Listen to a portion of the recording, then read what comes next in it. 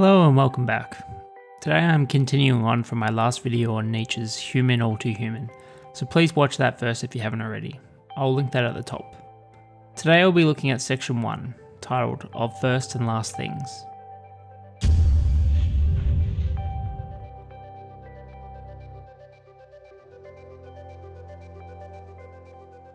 Nietzsche starts by positing that philosophical problems of today are formulated the same as 2000 years ago. This being, how can something arise from its opposite? Up until now, metaphysics has overcome this by denying it, instead assuming that the origin comes from the essence of the thing in itself. Of course, this is Nietzsche referring to Kant, who saw the existent as it exists independently of our knowledge, a noumenon, a thing of the mind rather than of the senses. In passage 2, Nietzsche starts with a strong claim that all philosophers suffer from the same defect, in that they start with present-day man and think they can arrive at their goal by analysing him. The issue being, these philosophers see man as an eternal truth. They do not realise that everything they assert about man is basically no more than a statement about man within a very limited time span. Nietzsche states that these philosophers do not understand that man has evolved, that the faculty of knowledge has also evolved.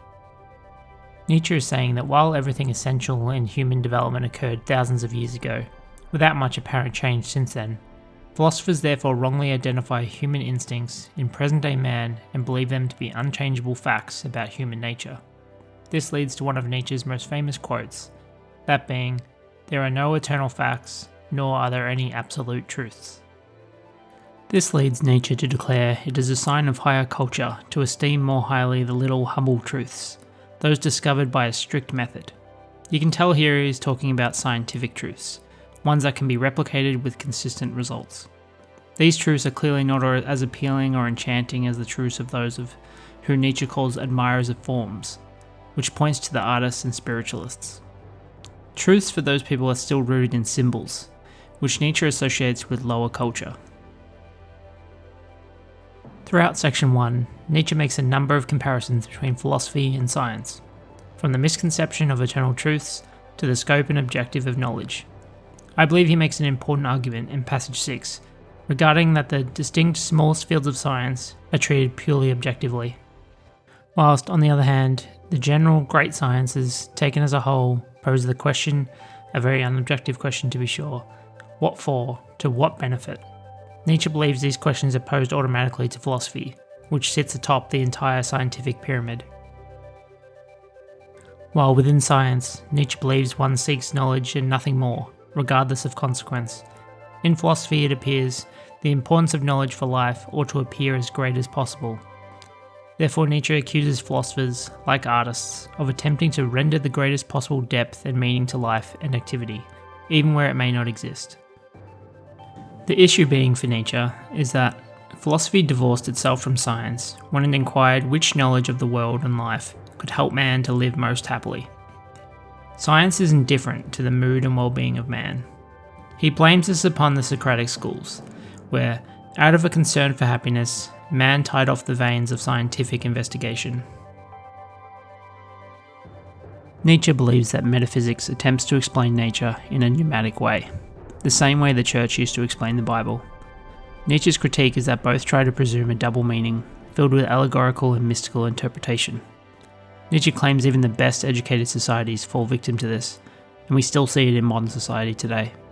This is especially glaring if you subscribe to the idea we live in the post-truth era, wherein which objective facts are less influential in shaping public opinion than appeals to emotion and personal belief. Throughout all of section 1, Nietzsche is tracing the history of metaphysical beliefs.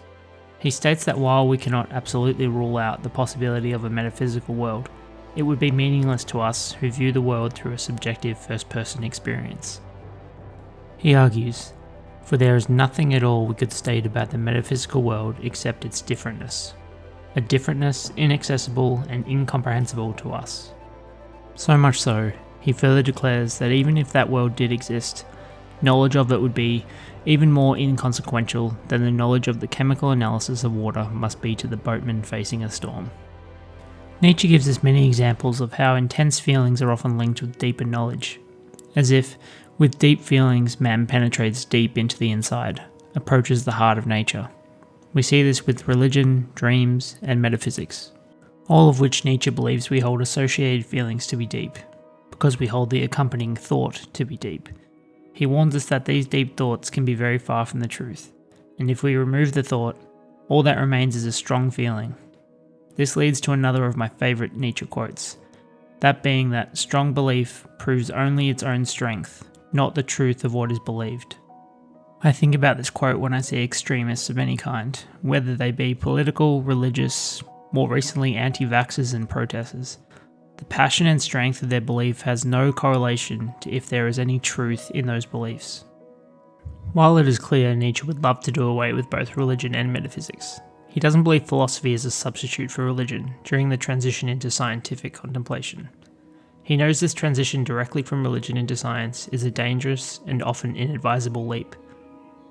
Also, philosophy does not need to satisfy the religious needs that can be eliminated altogether.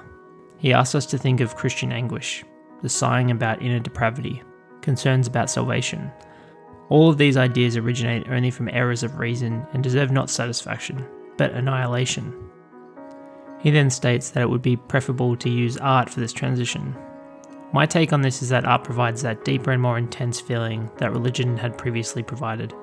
Science can be cold with its facts all out in the open, without allegory or illusions.